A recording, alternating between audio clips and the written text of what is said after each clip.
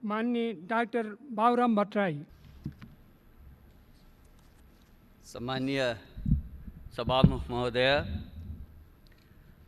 हाम्रो जीवनकालकै र सम्भवतः मानव जातिको उत्पत्ति पछि पृथ्वीको यति ठुलो भूभागमा एकैसाथ प्रभाव पार्ने कोरोना महाव्याधिको प्रकोपबाट ज्यान गुमाउनुभएका विश्वभरिका 2,70,000 भन्दा बढी मानिसहरू र तीमध्ये विदेशमा हुने 80 भन्दा बढी नेपालीहरू सबैप्रति म हार्दिक श्रद्धाञ्जली व्यक्त गर्न चाहन्छु र यो महाव्याधिको क्रममा अग्रपङ्क्तिमा रहेर आफ्नो भूमिका निर्वाह गर्नुहुने स्वास्थ्यकर्मीहरू, सुरक्षाकर्मीहरू, सञ्चारकर्मीहरू, सफाईकर्मीहरू र खाद्यान्न लगायतका अत्यावश्यक वस्तु आपूर्ति गर्न अहोरात खट्ने सम्पूर्ण व्यक्तिहरूप्रति म हार्दिक सम्मान व्यक्त गर्न चाहन्छु, धन्यवाद भन्न चाहन्छु र यो नेपालमा पनि 45 दिनभन्दा बढी समयसम्म धैर्यतापूर्वक लकडाउन पालना गर्नुहुने सम्पूर्ण आदरणीय जनसमुदायहरूप्रति म सम्मान व्यक्त गर्न चाहन्छु। सम्मानीय सभामुख महोदय, यति बेला हामी अत्यन्त संवेदनशील क्षणमा छौँ। मानव जातिको अथवा कुनै पनि प्राणीको निम्ति आफ्नो प्राणभन्दा प्यारो चिज केही पनि हुँदैन।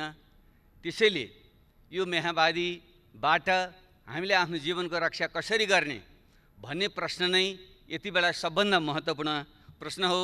संयोगले भनौँ अथवा वातावरणीय अथवा परिस्थितिजन्य कारणले भनौँ, अहिलेसम्म हामीले नेपालमा त्यति धेरै ज्यान गुमाउनु परिरहेको अवस्था छैन।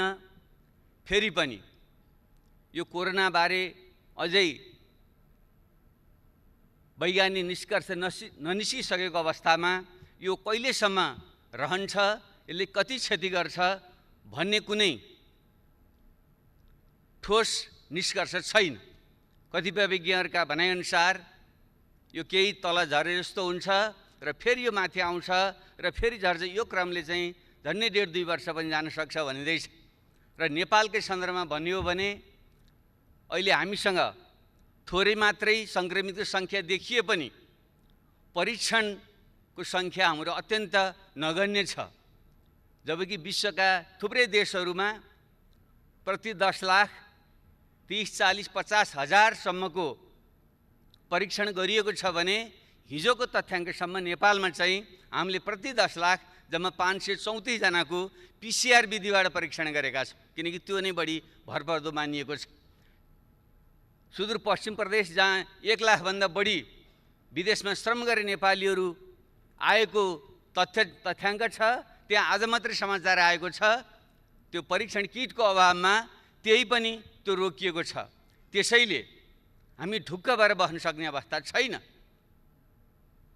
कतिपय विज्ञहरूले भनेका छन् हामीले ठिक ढङ्गले परीक्षण गर्न नसकेको कारणले गर्दा यो सङ्क्रमितहरूको सङ्ख्या लुकेको पनि हुनसक्छ।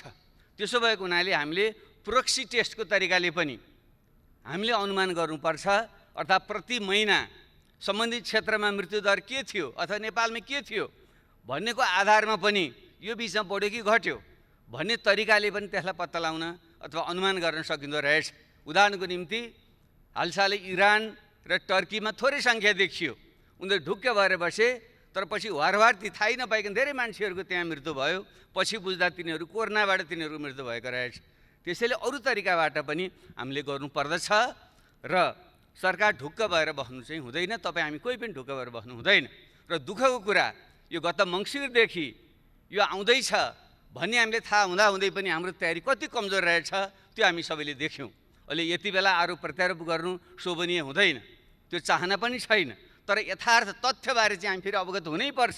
हामीले आफैले ढाँटेर बस्यौँ भने फेरि ठुलो क्षति हुने खतरा पनि रहन्छ। हामीले जुन सामान्य स्वास्थ्यका उपकरणहरू, सुरक्षा उपकरणहरू, अस्पताल लगायतको व्यवस्थापन जुन ढङ्गले हामीले गर्नुपर्थ्यो त्यो पुगेको रहेनछ भन्ने त हामीले देख्यौँ। त्यसैले त्यतापट्टि हामी गम्भीर बन्नै पर्छ। अब सरकारको तर्फबाट बोल्नु पर्दा त हामी सबै ठिक गऱ्यौँ, सब ठिकठाक छ भन्नै पर्छ औपचारिकताको निम्ति। तर हामीले आफ्नो ब्रह्मलाई सोध्यौँ भने ठिकठाक छैन। एउटा लकडाउन हामीले गर्नै पर्थ्यो सोसियल डिस्टेन्स मेन्टेन गर्नुको निम्ति, विश्वव्यापी मान्यता थियो, हामीले पनि गऱ्यौँ। तर हामी कसरी गरिरहेका छौँ? किनकि हामीसँग खुला सिमाना छ, 60 लाखभन्दा बढी नेपालीहरू विदेशमा छन्। त्यसो भएको हुनाले अरूले जे गर्छन् हामीले पनि त्यही गर्नुपर्ने हाम्रो बाध्यता छ। एउटा लकडाउन हामीले गरेका छौँ। अर्को हाम्रो सरकारले गरेको छ, हाम्रा विदेशका नागरिकहरूलाई भित्र नआऊ भने तिनलाई रोकेको छ, त्यो काम गरेको छ। त्योदेखि बाहेक अरू त्यति सन्तोषजनक ढङ्गले चित्त बुझाउने ठाउँ छैन। यसबारे चाहिँ सरकारको ध्यान पुग्नेछ भन्ने म विश्वास दिलाउन चाहन्छु। अब केही धेरै विस्तारमा नगइकन म अलिकति यही विषयमा कहाँ मात्रै ध्यानाकर्षण गर्न चाहन्छु भने एउटा हामी गम्भीर बन्नै पर्ने विषय, हाम्रा जुन विदेशमा श्रम गर्न बाध्यतावश श्रम गर्न गएका नागरिकहरूको ठुलो सङ्ख्या छ, उनीहरूको अत्यन्त विचल्लीको अवस्था छ। म सोसियल मिडियामा पनि सक्रिय हुन्छु। त्यसै गर्दा मलाई रातिसम्म कहिले माल्टाबाट फोन आउँछ, कहिले मध्य अमेरिकाबाट फोन आउँछ, कहिले मलेसियाबाट फोन आउँछ, कहिले भारतको गुजरात र गोवाहरूबाट फोन आउँछ। हामी अल्पत्र पऱ्यौँ। त्यहाँको सरकारले भन्छ तिमीहरू जाऊ, जस्तै गोवाको सरकारले अस्ति मात्रै सूचना जारी गरेर तिमीहरू हिँड यहाँबाट, हामी रेल ल्याउँछौँ, त्यहाँ बसेर तिमीहरूको सिमानासँग पुर्याइदिन्छौँ भनेको छ। तर हाम्रो सरकारले त्यसबारे चाहिँ ठोस निर्णय गर्न सकेको छैन। मैले त्यसलाई सेयर पनि गरेको थिएँ, सरकारले पक्कै पनि थाहा छ यो विषयमा। तर उनीहरू अहिले पनि अल्पत्र परेर बसेका छन्। आज मात्रै एउटा भिडियो भाइरल भएको छ, तपाईँहरू सबैले हेर्नुभएको होला। एकजना डाक्टरले सेयर गर्नुभएको भिडियोलाई मैले ट्विटरमा पनि सेयर गरेको थिएँ। त्यो सुनौँ, सबैले सुनौँ, हेरौँ एकचोटि। त्यसबाट पनि हाम्रो आत्मा पग्लिएन, आँखाबाट आँसु आएनन् भने हामीले आफैलाई सोध्नुपर्छ, हामी मानव हौँ कि होइनौँ? एउटा नेपालीले हात जोडेर भनिराखेको छ कहाँ जाउँ, म जाने ठाउँ छैन, बस्न देऊ भनिराखेको छ। उसलाई त्यहाँ हप्काइएको छ, हामीले बोलेर आएको हो, तिमी आफै आऊ, हामीले कसरी पाल्न सक्छौ, जान्छौ जाऊ भनिराखेको छ। ऊ बिचरा हात जोड्यो भने चाहिँ म कहाँ जाने ठाउँै छैन। यस्तो नेपालीहरूको यस्तो अवस्थामा हामीले सब ठिकठाक छ भनेर बस्न मिल्छ? यो यथार्थ हो। यो त्यसैले ती 60 लाखभन्दा बढी विदेशमा रहने नेपालीहरू मध्ये अनुमान गरिँदैछ 1/4 त पक्कै पनि उनीहरू विस्थापित हुन्छन्। किन मध्य पूर्वमा ठुलो त्यहाँ पनि महामारीको समस्या छ, त्यसबाहेकै आर्थिक मन्दी छ, तेलको भाउ गिरेको छ। त्यो कारणले गर्दा रोजगारी गुमेर 15-20 लाख नेपाली यो वर्षभित्र नेपाल फर्कनेवाला छन्। र प्रत्येक वर्ष थपिने 5 लाख नेपाली युवाहरूको बेरोजगारी त्यहाँ थपिँदा तिनको व्यवस्था हामीले ठिक गर्न सकेनौँ भने के हुन्छ? त्यतापट्टि अहिले नै ध्यान दियोस् भन्ने म आग्रह गर्न चाहन्छु। तिमीहरू नआऊ भनेर सुख पाइँदैन। हाम्रो संविधानले भनेको छ कोही पनि नेपालीलाई देश निकाला गरिने छैन। यो त देश निकाला गरे जस्तो, नआऊ भन्नु त्यही हो नि। हाम्रो संविधानको धारा 45 त्यही भन्छ। उताबाट जाऊ भनेको छ, हामी नआऊ भनेका छौँ। त्यो हाम्रो आफ्नै अनागरिक बनाउने हामीले। त्यसले यो विषयमा गम्भीरतापूर्वक ध्यान दियोस् र जो बेरोजगार बनेर हाम्रो युवाहरू यहाँ आउँदैछन् तिनीहरूको व्यवस्था के गर्ने हो भन्ने विषयमा रातो दिन हामी लाग्नुपर्ने आवश्यकता छ। त्यतापट्टि ध्यान दियोस्। र यो बिचमा केही अरू पनि गम्भीर प्रकृतिका कमजोरीहरू भए। जो ज्याला मजदुरी गरेर खाने मान्छेहरू थिए, जो अस्थायी मजदुरी गर्ने मान्छेहरू थिए, तिनीहरूको सङ्ख्या भनिन्छ हाम्रो करिब 72 लाख त्यस्ता श्रमिकहरूमध्ये 60% अस्थायी प्रकृतिका श्रमिकहरू छन्। अर्थात् 40-50 लाख त्यस्ता अस्थायी प्रकृतिका श्रमिकहरू जो गाउँबाट विस्थापित भएर सहर पसे र हामीले कुनै व्यवस्था नगर्दाखेरि उनीहरू रुँदै रुँदै, गर्भवती महिलाहरू कुन बेहाल अवस्थामा रुँदै उनीहरू गाउँ फर्के तपाईँ हामी सबैले देखेका छौँ। अनि के त्यतापट्टि हाम्रो कर्तव्य बन्दैन? सरकारको कर्तव्य बन्दैन? हामीले त्यसबारे के गर्यौँ? तिनीहरूलाई सम्बन्धित ठाउँमै व्यवस्था गर्न सक्नु पर्थ्यो। नसके तिनीहरूलाई स्थानीय तहसँग समन्वय गरेर हामीले व्यवस्थापन गरेर पठाइदिनु पर्थ्यो। हामीले त्यो देखेँ, टुलु हामीले हेरेर बस्यौँ। यहाँ विपन्न नागरिकहरू, अपाङ्गता भएका मानिसहरू, वृद्धहरू, अशक्तहरू, उनीहरूको निम्ति जुन हामीले सुरक्षा भत्ताको सामाजिक सुरक्षाको व्यवस्था गर्नु पर्थ्यो, गर्न सकेका थिएनौँ। तर यही बेलामा यति बेला हामीले गर्न सक्नु पर्थ्यो। कमसेकम हामी स्थानीय तह छ, र अहिले स्कुल कलेजहरू बन्द छन्, शिक्षकहरू छुट्टीमा बसेका छन्। कम त्यसलाई मात्रै परिचालन गरेर सबै राजनीतिक दलहरू सर्वदलीय एउटा संयन्त्र बनाएर प्रत्येक टोलमा खटाउने हो भने अहिलेको सञ्चारको युगमा पैदलै हिँडेर जानु पनि पर्दैन, ठाउँमा पुग्नु पनि पर्दैन। हामीले तिनको यथार्थ तथ्याङ्क अभिलेखन गर्न सक्थ्यौँ र तिनीहरूलाई बैङ्क खाता खोलेर बैङ्क मार्फत चाहिँ ती प्रत्येक त्यस्ता विपन्न र अशक्त मानिसहरूको निम्ति घर घरमा चाहिँ हामीले चाहिँ मुद्रा ट्रान्सफर गर्न सक्थ्यौँ, पैसा पठाउन हामीले सक्थ्यौँ। त्यतापट्टि पनि हाम्रो ध्यान गएको छैन र यो समस्या सहजै हल हुनेवाला छैन।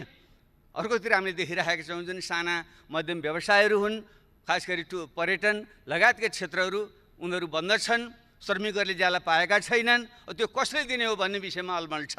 उनीहरू हामी दिन सक्दैनौँ भनेका छन् र सरकारले खासै तिमीहरू आफै देऊ भनेको छ। अनि यसको चाहिँ हामीले छिटो व्यवस्था गऱ्यौँ भने के हुन्छ?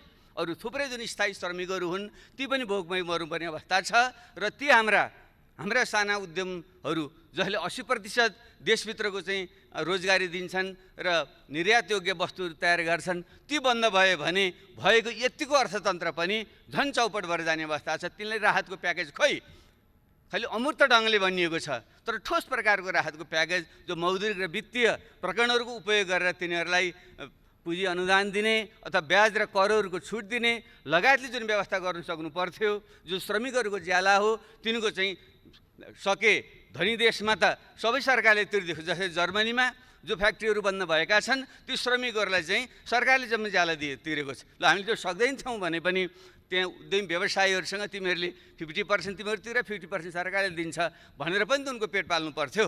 तपाईँ हामीलाई लाज लाग्नु पर्दैन? हामीले पनि त लकडाउनको बेलामा हामीले सदन हाम्रो बन्द गरेर हामी बस्यौँ, तपाईँ हामीले चाहिँ पुरै तलब भत्ता हामी खाने, तर श्रमिकले चाहिँ नपाउने। अनि तपाईँ हामीले आफूलाई चाहिँ कम्युनिस्ट समाजवादी लोकतन्त्रवादी भन्न मिल्छ? त्यसले यस्ता संवेदनशील विषय बाँकी छन्। ध्यान पुगोस्, कृषि प्रधान देश यस्तो सङ्कटको बेलामा सबभन्दा ठुलो विषय भनेको खाद्य सुरक्षा हो। अहिले यसले हामीले सिकाउने सबभन्दा ठुलो पाठ हामी आफ्ना कृषिजन्य वस्तुहरू, दुग्ध पदार्थहरू, फलफुलहरू हामीले उठाउन नसकेर, ल्याउन नसकेर, वितरण गर्न नसकेर त्यो कुहिएर बसेको छ र यता चाहिँ सहर बजारमा चाहिँ भाउ बढेर किनेर खाइसक्नु छैन। यसको व्यवस्था हामीले गर्न सक्दैनथ्यौँ भने यसमा पट्टि पनि हाम्रो ध्यान चाहिँ पुगेको छैन। उत्पादन, सङ्कलन, वितरणको चाहिँ हाम्रो नेटवर्क के रहेछ यो त राम्रैसँग उदाहरण अनि यसबाट पाठ सिकेर युद्ध स्तरमा हामी लाग्नु पर्दैन। त्यतापट्टि हाम्रो ध्यान पुगिरहेको छैन। र शिक्षा झन्डै 64 लाखभन्दा बढी विद्यार्थीहरू अहिले लकडाउनमा बसिरहेका छन्। युवावस्थाको जुन उनीहरू कलिलो उमेर हुन्छ उनीहरूले ठिक ढङ्गले ओरिएन्टेसन गरिएन भने उनीहरूमा मनोरोगहरू आउने बढी गम्भीर खतरा पनि रहन्छ। अलि सम्पन्न हुनेहरूले त डिजिटल प्रविधिको प्रयोग गरेर उनीहरूलाई भुलाएका छन्, पढाएका छन्। त्यो गरिब र मध्यम वर्गका मानिसहरू हुन् जहाँ चाहिँ टेक्नोलोजीको पहुँच छैन, त्यहाँ उनीहरू चाहिँ यदि लामो समय त्यत्तिकै खाली बस्नु पर्दा ती युवाहरू युवती हाम्रा छोराछोरी नानीहरूको चाहिँ अवस्था के होला? त्यसको हामीले के व्यवस्था गर्दैछौँ? अझ उल्टै अन्यथा नमान्नु होला, मैले मिडियामा सुनेको छु हाम्रो शिक्षा मन्त्रीले खुलेको भोलिपल्टै परीक्षा हुन्छ भनेर आतङ्कित जस्तो बनाइराख्नु भएको छ। के परीक्षा लिने बिचरा? उनीहरू आफै मनोरोगले चाहिँ ग्रसित हुने खतरा उनीहरूलाई भइसक्यो। त्यसैले म त सुझाव दिन चाहन्छु कमी SEको जुन परीक्षा छ त्यो लिन आवश्यकतै छैन। अब यसै पनि हाम्रो चाहिँ सेकेन्डरी एजुकेसन माध्यमिक शिक्षा 12 कक्षासम्म भइसकेपछि 10 कक्षाको परीक्षाको पनि खास अर्थ रहँदैन। त्यसैले स्कुलले आखिर फेरि पनि हामीले ग्रेड सिस्टममा गइसकेका छौँ भने उनीहरूलाई चाहिँ अब अहिले नै तिम्रो परीक्षा हुँदैन, आफ्नो स्कुलले जति नम्बर दिन्छ अब त्योभन्दा उच्च पढाइको व्यवस्था गर भनिदिने हो भने कमसेकम त्यो हाम्रा छोराछोरीहरू नाति नातिनाहरू एउटा निष्फिक्री भएर उनीहरू बस्न सक्छन्। यस्ता सामान्य कुरामा पनि ध्यान पुगोस् भन्ने मेरो चाहिँ आग्रह छ। अब आर्थिक कति नोक्सान पर्छ भन्ने विषयको त सायद अब हामीले सरकारबाट तथ्य पनि आउला, जो अर्को हाम्रो प्री बजेट छलफल हुन्छ, बजेट छलफल हुन्छ, त्योतिर पनि हामी जाउँला। तर प्रारम्भमा मैले अहिले भन्नै पर्छ, तपाईँ हामी सबैको ध्यान जानुपर्छ। यो अबको यो अर्थतन्त्र साँच्चै नै विश्वव्यापी रूपमा नै भनिँदैछ। दोस्रो विश्वयुद्धपछिको सबभन्दा ठुलो मन्दी यो हुँदैछ। बेलायतले त हिजो मात्रै उनीहरूको ब्याङ्क अफ इङ्ल्यान्डले घोषणा गर्यो, जो 300 वर्ष पहिले जति बेलादेखि अभिलेखीकरण, आर्थिक अभिलेखीकरण सुरु भएको थियो त्यति बेलादेखिको सबभन्दा ठुलो सङ्कट बेलायतको अर्थतन्त्रले बेहोर्दैछ उनीहरू भनेका छन्।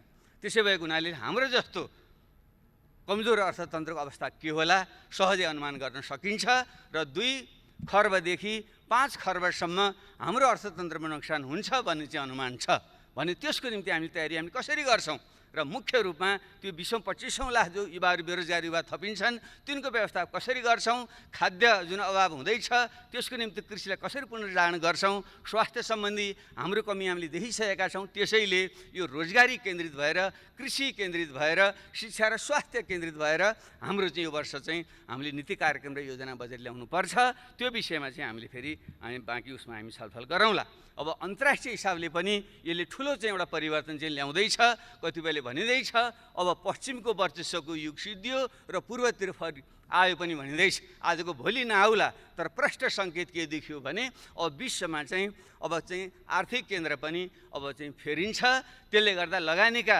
क्षेत्रहरू पनि फेरिन्छन् र भ्यालु जुन चेन हो मूल्य श्रृङ्खला हो त्यो पनि भत्किन्छ त्यो हिसाबले हामी ठिक ढङ्गले बुद्धि पुर्याउन सक्ने हो भने खास गरी चीन र अमेरिका बीच जुन शीतयुद्ध नयाँ ढङ्गको शीतयुद्धको देखिने सम्भावना देखिँदैछ र भारतसँगको चाहिँ हाम्रो जुन खुला सिमाना आदिको कारणले आर्थिक रूपमा चाहिँ बढी हामी अन्तर सम्बन्धित परनिर्भर जङ्गको छौँ त्यसैले चीन अमेरिका भारतसँग चाहिँ यो नयाँ प्रकारको चाहिँ एउटा सम्बन्ध विकास गरेर भूराजनीतिको सन्तुलन गर्दै त्यो सङ्कट पछिको पुनर्निर्माणमा चाहिँ हामीले चाहिँ त्यहाँबाट विस्थापित भएका लगानीका जुन सम्भावना हुन्छन् हाम्रो देशमा आकर्षित गर्ने र हामीले नयाँ बनेका जुन मूल्य श्रृङ्खलाहरू हुन्छन् त्यसमा चाहिँ पेगिन गरेर त्योसँग जोडेर हाम्रो अर्थतन्त्रको नयाँ ढङ्गले चाहिँ विकास गर्ने पनि सम्भावना हुनसक्छ त्यस हिसाबले पनि हाम्रो ध्यान पुगोस् र अब मेरो एउटा आग्रह के छ भने हामी सबै देशभक्त हौँ त्यसैले खेली एकले अर्काको चाहिँ राष्ट्रभक्ति देशभक्तिमाथि शङ्का गरेर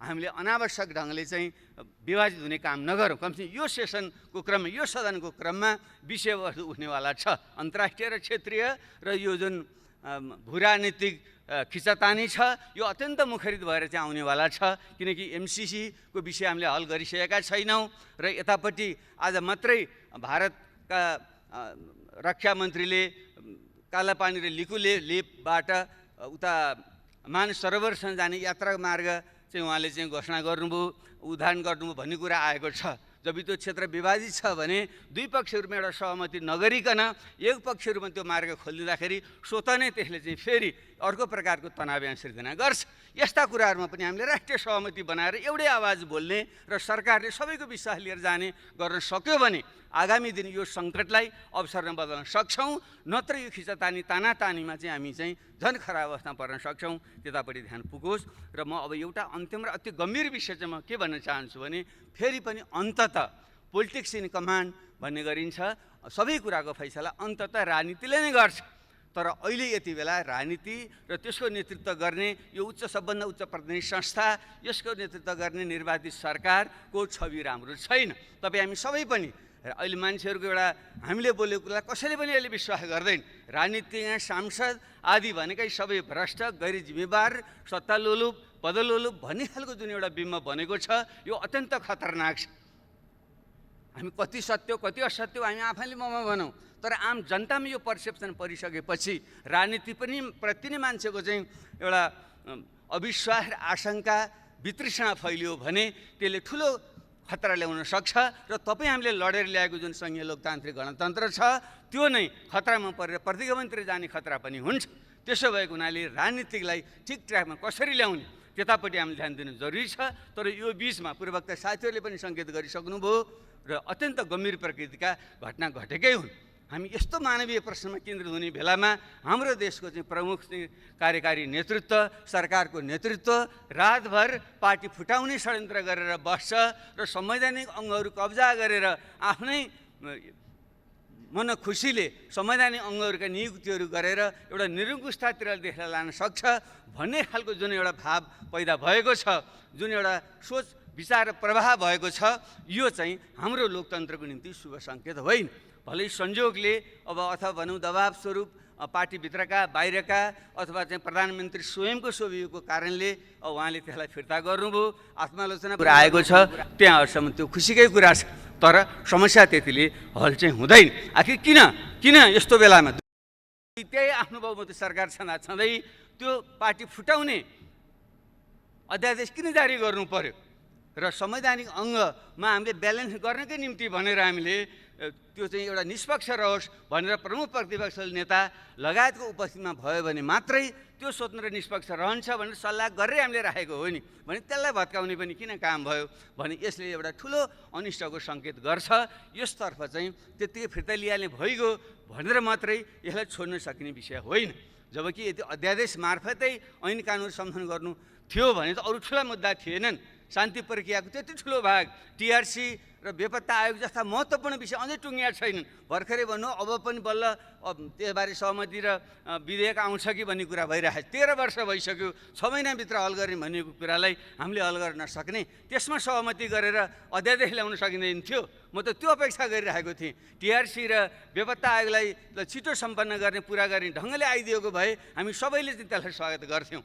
त्यसरी नै संवैधानिक आयोगलाई अझै जुन हाम्रो चाहिँ अङ्गहरू कमजोर भएका छन् तिनलाई बलियो बनाउनुको निम्ति अझ जनलोकपालै ल्याउँ भन्ने गरेर चाहिँ एउटा अध्यादेश ल्याउनु खोजेको भए हामी सबैले समर्थन गर्थ्यौँ। अनि यो देशका मधेसी, थारू, आदिवासी जनजाति लगायतले यो संहिता पहिचानमा आधारित भएन, सही अर्थको यो संहिता भएन, एउटा प्रशासनिक संहिता भयो भन्ने जुन आवाज उठाइरहेका छन् र शासकीय स्वरूपबारे हामी सबैले यो अपूर्ण छ, निर्वाचन प्रणाली अपूर्ण छ, महिलाहरूबाट नागरिकता दिने अधिकार अपूर्ण छ भनिरहेका छौँ भने त्यसलाई संशोधन गर्नको निम्ति ल्याइदिएको भए के हुन्थ्यो? हामी सबैले 100% हाम्रो सहमतिबाट जान सक्थ्यौँ।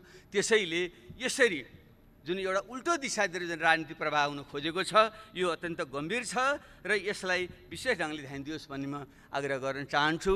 अब यसैमा अझै उल्टै अझै पार्टी फुटाउने विधेयक बेठिक त छँदै थियो र एउटा पार्टीलाई फुटाउनुको निम्ति ल्याइयो भनेर प्रधानमन्त्री स्वयंले आफ्नो पार्टीको बैठकमा भन्नुभयो भन्ने जुन अखबारमा आएको छ त्यो बन्यो भने ठुलो नैतिक प्रश्न भएन? ठुलो नैतिक प्रश्न भयो नि। एउटा देशको प्रधानमन्त्री सबैको अभिभावक हो, यो लोकतन्त्रको रक्षक हो नि, प्रमुख रक्षक। यदि उसैले अर्को पार्टी फुटाउनलाई मैले यो अध्यादेश ल्याएँ भन्नुभएको हो भने त गम्भीर प्रश्न हो नि। त्यहाँदेखि यो नैतिकताको विषय भन्दैन। र पछि जो सांसदको कुरा आयो, ल ठिक छ, कति स्वेच्छाले आउनुभयो होला, कति आउनु बेलै पाटो, तर एउटा कमन सेन्सले पनि भन्छ नि लकडाउनको बेलामा यहाँदेखि महोत्तरी अथवा त्यहाँ सर्लाही लगायत थुप्रै जिल्लाहरूमा चाहिँ धनुषा लगायतका जिल्लाहरूमा चाहिँ पुगेर सांसदहरूलाई चाहिँ यहाँ ल्याउनु किन पर्यो? रातारात भर्खरै निवृत्त भएका प्रहरीका प्रमुख, सरकारको अत्यन्त निकट मान्नुभएका व्यक्तित्वहरू उहाँ किन जानुभयो होला? न उहाँको कुनै नातागोता छ, न कुनै बिहाबारी छ, न मर्नु पर्नु छ, त्यहाँ किन जानुभयो होला उहाँ? ल राति किन ल्याउनु भयो होला? यो कमन सेन्स कुरा होइन। अब यसैले पनि ढाकछोपरे होइन भन्न मिल्छ। ल त्यसैले हामीले भन्यौँ यो बदलाको भावनाले भने होइन, तर कानुनी प्रक्रियाबाट यसलाई हल होस्, लोकतन्त्रको रक्षा होस्, विधिको शासन होस् भनेर हामी, म आफै स्वयं पूर्व प्रधानमन्त्री धेरै साथीले पनि तपाईँ किन यस्तो हल्का भएको, किन गएको त्यो प्रहरीमा मुद्दा लिनु भनिरहनु भएको साथीहरूले, किन म सुरक्षाको निम्तिमा गइरहेको थिएँ, साथीहरू डराइरहनु भएको थियो। ल त्यसरी म त जेसुकै भए पनि अहिले मूर्ख पनि ठान्नुहोस्, हिन्दू अहिले जनयुद्ध गरेर आएको हुनाले त्यो अलिकति पनि परेर होला, मरिन्छ जाउँ भनेर म गएकै हो। तर त्यहाँ त्यो त कुनै पनि ढङ्गले एउटा जाहेरी पनि नलिने भन्ने हुन्छ। पूर्व प्रधानमन्त्री, पूर्व प्रधानमन्त्री र 1 दर्जन मन्त्री र सांसदहरू भएर जाँदाखेरि पनि प्रहरीले जाहेरी लिँदैन। किन लिनुहुन्न भन्दा लिन्न मात्रै भन्नुहुन्छ बिचरा, उहाँ आतङ्कित हुनुहुन्छ। किन लिनुहुन्न भने म लिन्न, किन लिनु 3 चोटिसम्म म लिन्न भन्नुहुन्छ उहाँले। अनि के गर्नु पर्यो त भने त्यो त ऐनमै लेखाएको छ नि, त्यहाँ यसपछि हामीले नलिएपछि कहाँ जानुपर्ने त्यहीँ जानुहोस् अरे भने यसरी चाहिँ आतङ्कित बनाएर संस्थाहरू सबै भत्काएर अनि देश बन्छ, लोकतन्त्र बलियो बन्छ। अब योभन्दा अझ गम्भीर कुरा के भयो भने अनि त्यसपछि के गर्ने? उल्टै हामीमाथि नै जो पीडित छ तिनीमाथि नै मुद्दा लगाइदिने र अनि विभिन्न ढङ्गले परोक्ष प्रत्यक्ष ढङ्गले पहल गर्ने। अब फच्चे गरौँ, तपाईँले फिर्ता लिनुहोस्, म पनि तपाईँ विरुद्ध फिर्ता लिन्छु। यही हो लोकतन्त्र। यो त गाउँमा उहिले हामी सुन्थ्यौँ नि, गाउँमा त्यस्तै खालको फटा खालका मानिसहरूले जो पीडित छ अनि त्यसैलाई मुद्दा लगाइदिने, अनि त्यसै चाहिँ वाक्क दिक्क भएर अनि चाहिँ लो तेरो मुद्दा फिर्ता लिएँ भन्ने, अनि आफ्नो उत्पीडन कायम राख्ने। भने यही हो हाम्रो लोकतन्त्र, यही हो हाम्रो समाजवाद।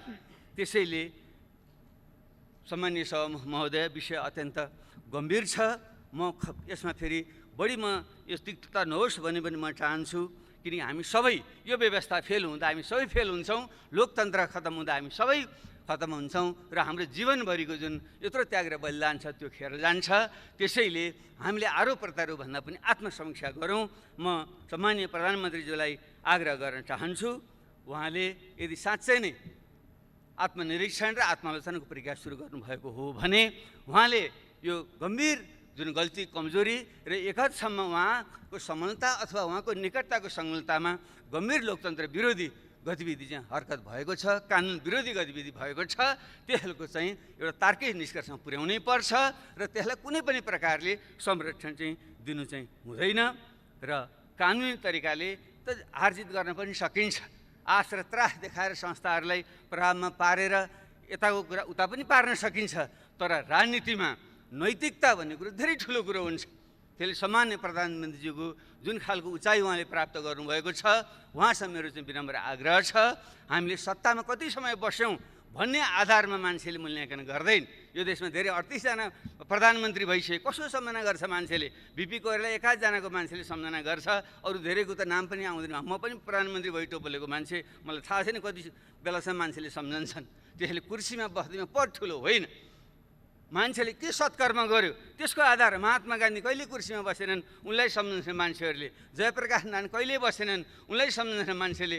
हाम्रै देशमा अब इतिहासमा गौतम बुद्ध युवराज थिए, गद्दीमा बसेर रजाइ गर्न सक्थे, छोडेर गए, गद्दी छोडेर गए, उनी महान भए। तर उनका बाउको नाम सोध्यौँ भने उनका बाउ राजा थिए, उनको नाम कसैले पनि सम्झँदैन। त्यसैले कुर्सीमा बसेर सत्ताको प्रयोग गरेर महान भइँदैन।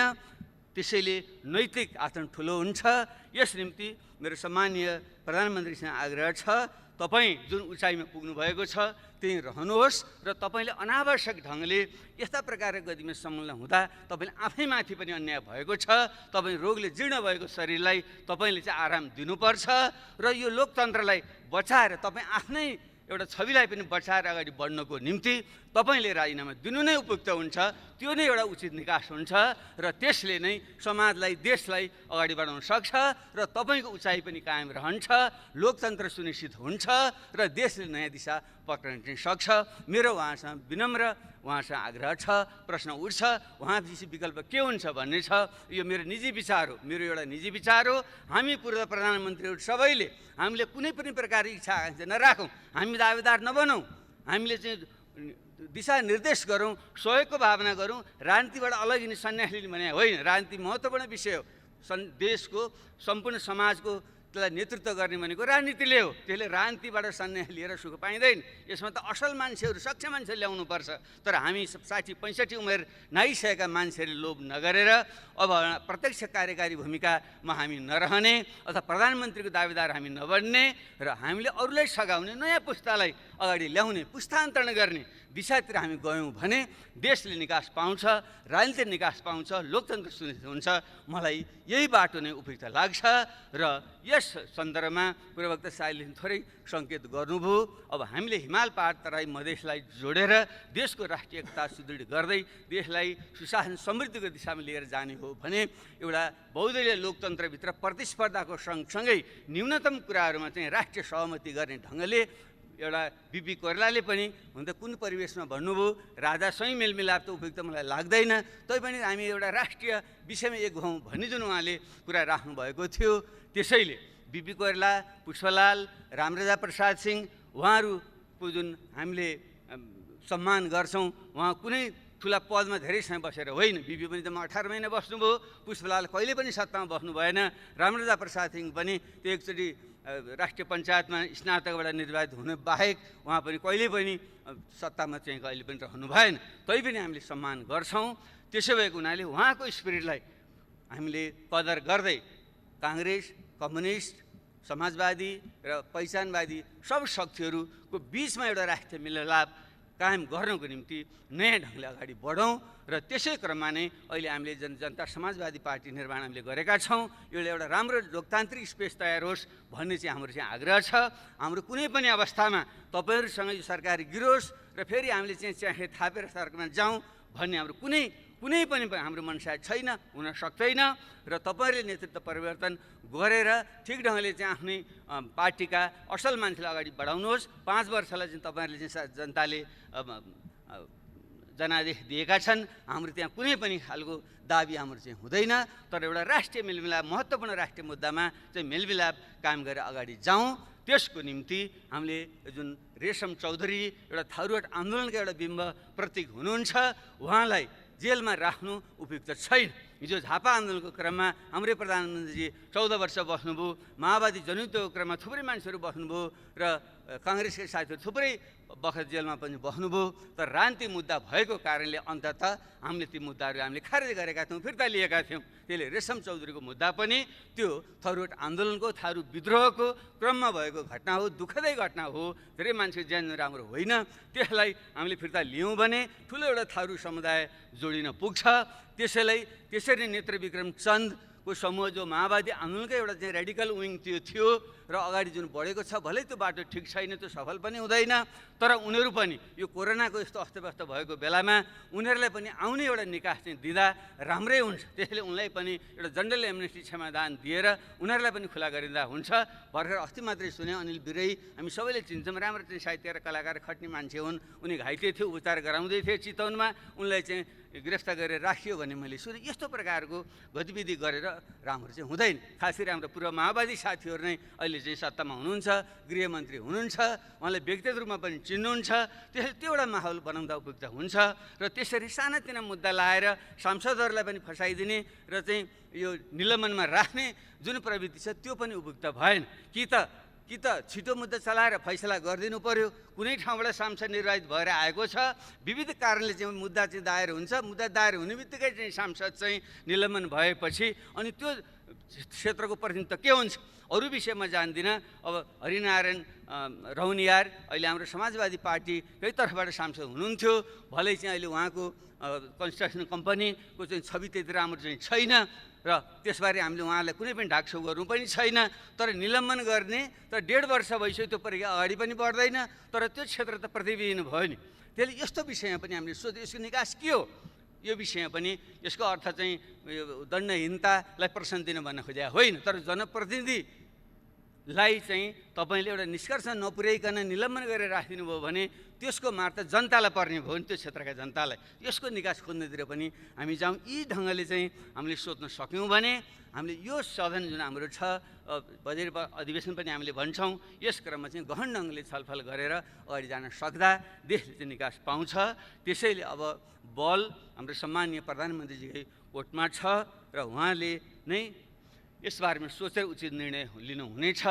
भनिन्छ शिखर चढ्न सजिलो हुन्छ तर शिखरमा टिक्न गाह्रो हुन्छ।